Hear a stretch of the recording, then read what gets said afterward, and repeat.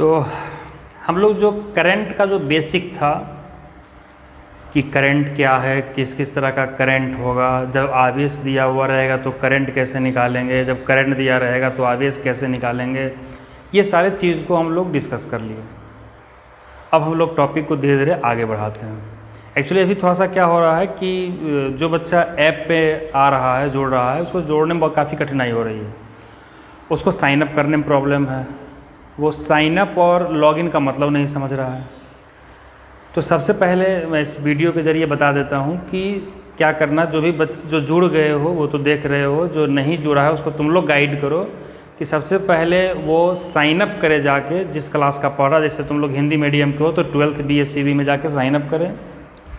Sign up करने के बाद साइन अप करने में ध्यान दें कि जो ईमेल आईडी यूज कर रहा है वो वही ईमेल आईडी हो जो उसके यूट्यूब में, जो इस फ़ोन में वो क्लास करेगा उस फ़ोन के यूट्यूब में जो ईमेल आईडी है वही ईमेल आईडी ऐप में साइन अप करते समय डालें। जब साइन अप वो कर देता है तो उसको वहाँ पे जब वो लॉगिन करता है तो उसको बताता है इनएक्टिव और block, please contact to admin. तो उसको वेट करना चाहिए, क्योंकि हम यहाँ से वेरीफाई करेंगे तब वो चीज़ उसका होगा। और जब वो क्लास जब उसका फिर हम जब वेरीफाई कर देंगे यहाँ से तो उसका खुल जाएगा। खुलने के बाद क्या होता है कि फिर से हमको उसको सारे वीडियो का एक्सेस देना होता है, तब जाके वो वीडियो को देख पाता है। बच्चा क्या करता है, साइन अप किया और अकबकाना शुरू कर देता है कि वीडियो नहीं दिख रहा है, वो हवड़ा जाता है कि लगता है कुछ गलत कर दिए। तो कुछ नहीं, आराम से तुम कर दो, सारा डिटेल मेरे पास आ जाता है ऐप में, फिर हम उसको यहाँ से वेरीफाई करके ये करते हैं। तो काफ़ी उसमें आ रहा है, दिन भर में काफ़ी कॉल आ जाता है, सर नहीं हो रहा है, ये हो रहा है, सबको बताना पड़ता है। तो अभी चूँकि स्टार्टिंग है, तुम लोग भी टेक्नोलॉजी से नया जुड़े हो तो ये समस्या आती है, कोई भी चीज़ जब नया होता है तो खैर हम लोग को अडॉप्ट करना है इसको। तो अब हम लोग इस टॉपिक को आगे बढ़ाते हैं। हमारा जो नेक्स्ट टॉपिक है जो हम लोग देखने जा रहे हैं वो है करंट डेंसिटी।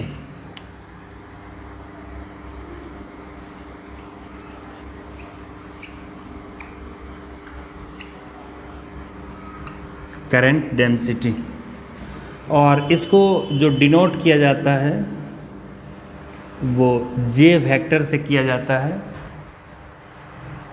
करंट का मतलब धारा और डेंसिटी का मतलब घनत्व, तो इसका हिंदी क्या हो जाएगा, धारा घनत्व। ठीक है, तो समझो पहले कि धारा घनत्व क्या होता है। तो इसका एक्चुअली जो परिभाषा है, पहले हम परिभाषा को बोलते हैं, फिर उसको हम तुमको डिटेल में समझाएंगे। परिभाषा को हम 2 बार बोल देते हैं और तुम लोग वीडियो को रोक के बार बार सुन के परिभाषा को लिख लोगे। इससे क्या होगा कि टाइम बचेगा हमारा, क्योंकि जब हम स्टेटमेंट को बोर्ड पे लिखना शुरू करेंगे तो काफ़ी टाइम लगेगा, वीडियो लंबा होगा, हमको अपलोड करने में दिक्कत होगा, तुमको फिर उसको देखने में दिक्कत होगा, क्योंकि हम लोग के पास नेट का थोड़ा सा दिक्कत है। चलिए, अगर हम अपलोड कर भी दिए तो तुम लोग जहाँ हो वहाँ पे नेट का एक्सेस कैसा मिल रहा है, नेट का स्पीड क्या है, उस पर भी डिपेंड करेगा। तो तुम लोग जो लंबा परिभाषा होता है उसको हम बार बार बोलेंगे, तो ऐसा कठिन होगा उसको हम लिख भी देंगे, लेकिन जो आसान है उसको हम बोल देंगे। तुम वीडियो को 1 बार 2 बार सुन के उसको कॉपी पे नोट कर लोगे। तो पहले समझो कि धारा घनत्व होता क्या है। तो धारा घनत्व का जो परिभाषा है ये कहता है कि किसी चालक के प्रति एकांक, देखो फिर आ रहा है वर्ड प्रति एकांक, है ना, प्रति एकांक अनुप्रस्थ काट के क्षेत्रफल से प्रवाहित होने वाली धारा को धारा घनत्व कहा जाता है। अब हम क्या बोलें कि किसी चालक के प्रति एकांक अनुप्रस्थ काट के क्षेत्रफल से प्रवाहित होने वाली धारा को धारा घनत्व कहा जाता है, या कहते हैं। अब यहाँ पर एक नया वर्ड है अनुप्रस्थ काट। अनुप्रस्थ काट क्या होता है? देखो, अनुप्रस्थ काट जो धारा प्रवाहित हो रहा है, एक्चुअली ऐसे समझ सकते हो कि जैसे कोई भी चीज़ है, मान लो यही मार्कर है, इसको अगर हम यहाँ से ऐसे काट दें, या भी ऐसे जब तुम देख रहे होगे तो यहाँ से जब देख रहे होगे तो इसको आगे का पार्ट तुमको कैसा दिख रहा है, सर्किल दिख रहा है, वृत्त के जैसा लग रहा है। यानी कि अगर इस तार से धारा इधर से इधर प्रवाहित हो रहा होगा तो इसका अनुप्रस्थ काट ये होगा। ठीक है, अब देखो हम डस्टर में आते हैं। जैसे ये अगर कोई चालक रहता और इस चालक में धारा इधर से उस तरफ प्रवाहित होता तो इसका अनुप्रस्थ काट का क्षेत्रफल ये होता। काट मतलब इसको काटा गया है तो उसका क्षेत्रफल क्या है। जैसे गाजर को तुम सीधा काटो तो अगर गाजर गोल है तो वो वृत्त के जैसा लगेगा, टेढ़ा काटोगे तो वो इलिप्स के जैसा लगेगा, है ना। तो जैसे अगर इस तरह से प्रवाहित हो रहा है तो इसका अनुप्रस्थ काट ये है। अगर मान लो चालक ऐसे रहे और इधर से धारा प्रवाहित हो रहा है इस तरफ, तो इसका अनुप्रस्थ काट ये होगा, है ना। अगर ऐसे है, इधर से धारा प्रवाहित हो रहा है तो इसका अनुप्रस्थ काट ये होगा। यानी कि जिस तरफ धारा प्रवाहित हो रहा है उसके दिशा में हमको लेना है। तो उसके दिशा में अगर उस कंडक्टर को, चालक को काटा जाएगा तो वो जो कटा हुआ पार्ट कैसा दिखेगा उसी को अनुप्रस्थ काट बोलते हैं। तो कह क्या रहा है कि किसी चालक के प्रति एकांक अनुप्रस्थ काट के क्षेत्रफल से प्रवाहित होने वाली धारा को धारा घनत्व कहा जाता है। तो परिभाषा तुम लोग नोट कर लोगे। अब जरा सा इसको हम देखते हैं कि जैसे मान लो कि कोई एक चालक है,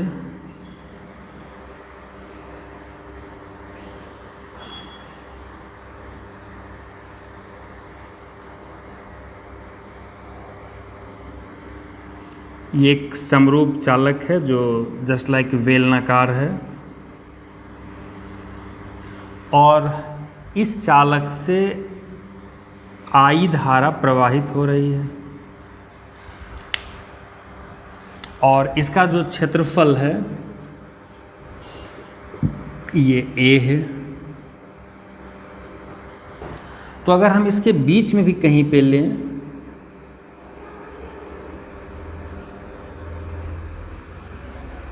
अगर हम इसके बीच में भी कहीं पे लें, यानी अगर इसको ऐसे काटें तो ये पार्ट भी क्या दिखेगा, वृत्ताकार दिखेगा, है ना। तो अगर इसका एरिया A है तो इसका भी एरिया क्या होगा, A होगा, ठीक है। तो धारा जो है वो इस तरह से इधर से इधर प्रवाहित हो रही है। तो इसका अनुप्रस्थ काट ये हो गया, ये जो दिखाए हैं डॉट करके।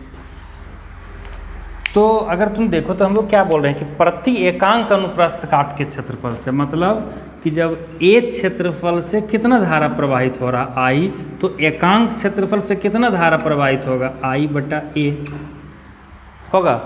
और हम लोग कह रहे हैं कि प्रति एकांक अनुप्रस्थ काट के क्षेत्रफल से प्रवाहित होने वाली धारा को धारा घनत्व कहा जाता है। इसका मतलब यही जो प्रति एकांक अनुप्रस्थ काट के क्षेत्रफल से प्रवाहित होने वाली धारा है I बटा A, इसी चीज़ को धारा घनत्व कहेंगे।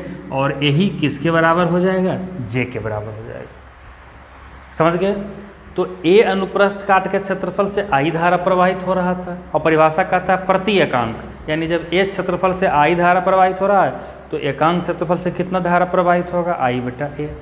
और इसी चीज़ को हम लोग क्या कहेंगे, J, जो कि यहाँ पर धारा घनत्व है। तो हम लोग इसको लिखते हैं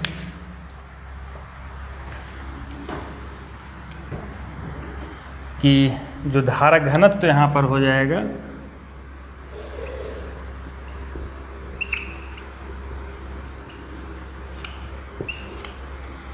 वो J बराबर हो जाएगा I और बटा A। तो ये इसका फॉर्मूला हो गया। अच्छा, और याद रखना एक चीज़ को कि धारा तो अदिश राशि है लेकिन धारा घनत्व जो है वो सदिश राशि है। तो कहोगे इसका दिशा क्या होता है, तो अभी हम जितना पढ़े हैं उसके आधार पर जो धारा घनत्व का दिशा होगा वो धारा के दिशा में होगा। तो धारा किधर है, इस तरफ है। इसका मतलब अगर हम यहाँ पे धारा घनत्व के दिशा को दिखाएंगे तो उसका दिशा इस तरफ होगा। देखो यहाँ पर वेक्टर लगा दिए, तो वेक्टर है तो परिमाण भी होगा, दिशा भी होगा। J बराबर I बटा A जो यहाँ पर निकलेगा ये परिमाण को बताएगा। अगर हमको धारा घनत्व कहीं निकालना है तो हम लोग क्या करेंगे, धारा लेंगे और उसका अनुप्रस्थ काट का क्षेत्रफल लेंगे। दिशा बताना तो ये देखेंगे कि धारा का दिशा किस तरफ है, तो धारा इस दिशा में जा रहा था तो धारा घनत्व का दिशा भी इस तरफ होगा। अगर धारा इस तरफ प्रवाहित होता तो धारा घनत्व का दिशा इस तरफ होता। अब एक चीज़ बताओ, तुमको बताए थे जब धारा का परिभाषा बताए थे तो बताए थे कि धारा का दिशा जो है वो इलेक्ट्रॉन के प्रवाह के विपरीत दिशा में होती है। तो धारा जब इस तरफ आ रहा होगा तो इस चालक में इलेक्ट्रॉन इधर जा रहा होगा। तो ऐसा भी कह सकते हो कि धारा घनत्व का दिशा इलेक्ट्रॉन के विपरीत दिशा में होगा, क्योंकि धारा घनत्व का दिशा धारा के दिशा में है और धारा का दिशा इलेक्ट्रॉन का उल्टा है। इस चालक में इलेक्ट्रॉन किधर जा रहा होगा, इधर जा रहा होगा। तो दोनों तरीक़ा से बोल सकते हो कि धारा घनत्व की दिशा धारा के दिशा में होती है, या कह सकते हैं कि धारा घनत्व की दिशा इलेक्ट्रॉन के प्रवाह के विपरीत दिशा में होती है। तो इसको तुम लोग नोट में करके लिख लोगे, ठीक है। अच्छा, तो यहाँ पे हम लोग लिखते हैं कि धारा अदिश राशि है,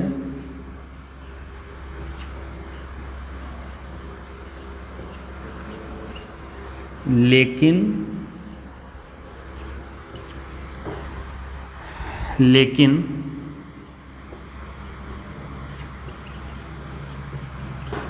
धारा घनत्व सदिश राशि है।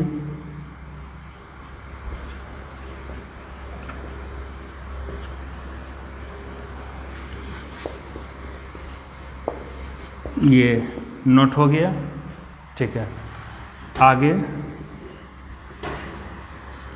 अगला हो गया कि धारा घनत्व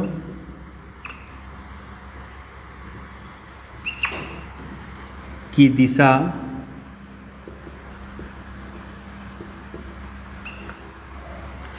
धारा की दिशा में होती है।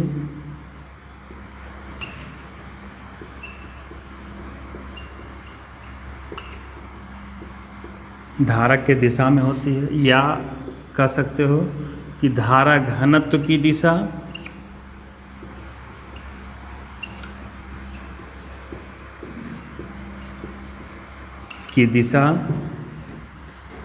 इलेक्ट्रॉन के प्रवाह के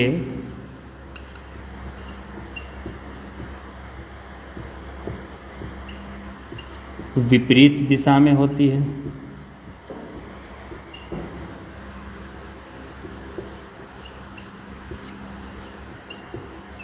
विपरीत दिशा में होती है।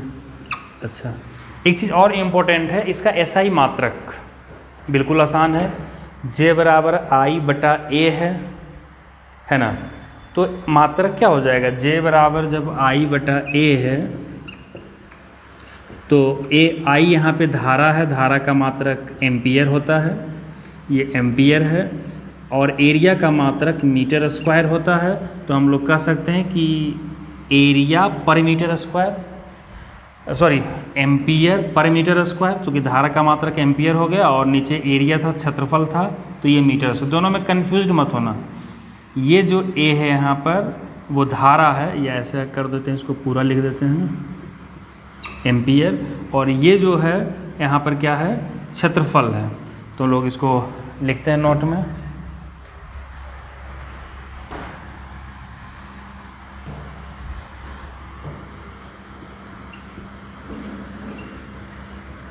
धारा घनत्व का एसआई मात्रक, धारा घनत्व का एसआई मात्रक एम्पियर पर मीटर स्क्वायर होता है। कोई भी क्वेश्चन को जब करते हो तो वहाँ पे उसका यूनिट लिखना ज़रूरी होता है, क्योंकि जो कॉपी चेक होता है तो उसमें उसके यूनिट पे भी मार्क्स होता है। तो ध्यान दोगे कि धारा घनत्व का जो एसआई मात्रक है वो क्या होगा? एम्पियर पर मीटर स्क्वायर होगा, ठीक है। अच्छा, चूँकि जब हम लोग ये कह रहे हैं कि धारा घनत्व सदिश राशि है, इसका दिशा इस तरफ होगा, तो इसको हम वेक्टर के फॉर्म में भी लिख सकते थे। वेक्टर के फॉर्म में अगर इसको हम लिखते तो क्या लिखते कि J वेक्टर बराबर I बटा A, और J वेक्टर का दिशा इस तरफ है, तो हम लोग कह सकते हैं कि एरिया का दिशा किधर होता है? एरिया का दिशा जो होता है उसके तल के लंबवत होता है, जैसे ऐसे है। तो इसका जो एरिया है इसका दिशा इस तरफ होगा, तल के लंबवत बाहर की ओर। ये कन्वेंशन है जो मैथ में लिया गया, जो कॉम्प्लेक्सिटी है, जो कॉम्प्लेक्स फॉर्म है, उसको थोड़ा सिंपल बनाने के लिए हम लोग मैथ में छोटा सा क्षेत्रफल को सदिश लेते हैं, या क्षेत्रफल को सदिश मान के काम करते हैं। तो सदिश होगा तो उसका एक दिशा भी होगा। एक्चुअली जो एरिया है वो अदिश राशि है, क्षेत्रफल अदिश है, लेकिन फिजिक्स में क्षेत्रफल को मैथमेटिकल कैलकुलेशन को ईजी बनाने के लिए सदिश की तरह लिया जाता है, और इसका दिशा तल के लंबवत बाहर की ओर होता है। जैसे यहाँ पे अगर इसका क्षेत्रफल का बात करेंगे तो इसका दिशा तल के लंबवत बाहर की ओर ऐसे होगा। अगर इसका बात करेंगे ऐसे है तो इसका दिशा तल के लंबवत बाहर की ओर इस तरफ होगा, इसका तल के लंबवत बाहर की ओर इस तरफ होगा। जैसे अगर हम यहाँ पे देखें, इस डस्टर में देखें, तो इसका क्षेत्रफल का दिशा तल के लंबवत ऐसे होगा, इसका दिशा तल के लंबवत इधर होगा, इसका दिशा तल के लंबवत इधर होगा, इसका दिशा तल के लंबवत इधर होगा, इसी प्रकार इसका दिशा तल के लंबवत नीचे की ओर होगा। तो यहाँ पे हम लोग कह सकते थे इसको कि इसका दिशा इस तरफ है, तो इसके लिए हम लोग ये भी यूज कर सकते हैं कि मान लो ये एक कैप है। एक कैप का मतलब हो गया कि क्षेत्रफल, कैप बताए थे तुमको, कैप का मतलब क्या होता है कि ये भी एक वेक्टर है जिसके ऊपर कैप लगा होता है, इसका मतलब है वो यूनिट वेक्टर है, इकाई सदिश है। इकाई सदिश वैसे सदिश को कहते हैं जिसका परिमाण क्या होता है, एक होता है। तो अगर किसी में एक से गुना भी कर देंगे तो कोई फ़र्क नहीं पड़ेगा। और तुमको जब वेक्टर बताए थे तो बताए थे कि इकाई सदिश का जो यूज करते हैं हम लोग, वो दिशा को स्पेसिफाई करने के लिए, दिशा को बताने के लिए करते हैं। तो यहाँ पे जो एक कैप है उसका दिशा इस तरफ होगा और धारा घनत्व का भी दिशा इसी तरफ है। तो इसको हम लोग ऐसे भी लिख सकते थे कि, चलो एक मिटा देते हैं इसको, तुम लोग नोट तो कर ही लोगे पॉज करके। तो इसको हम लोग ऐसे भी लिख सकते थे कि जे वेक्टर बराबर आई बटा ए, ये परिमाण हो गया, चूँकि यहाँ वेक्टर दिया तो इधर भी वेक्टर देना पड़ेगा, और वो दे दिए ए कैप। ये ए कैप क्या है, तो ये ए कैप दिशा बता रहा है जे वेक्टर का। तो जे वेक्टर का दिशा इस तरफ है और ए कैप का भी दिशा इस तरफ है, इसलिए हम लोग यहाँ पे ए कैप लगा दिए। ऐसे न्यूमेरिकल बनाने में तुमको ज़्यादा काम यही करेगा।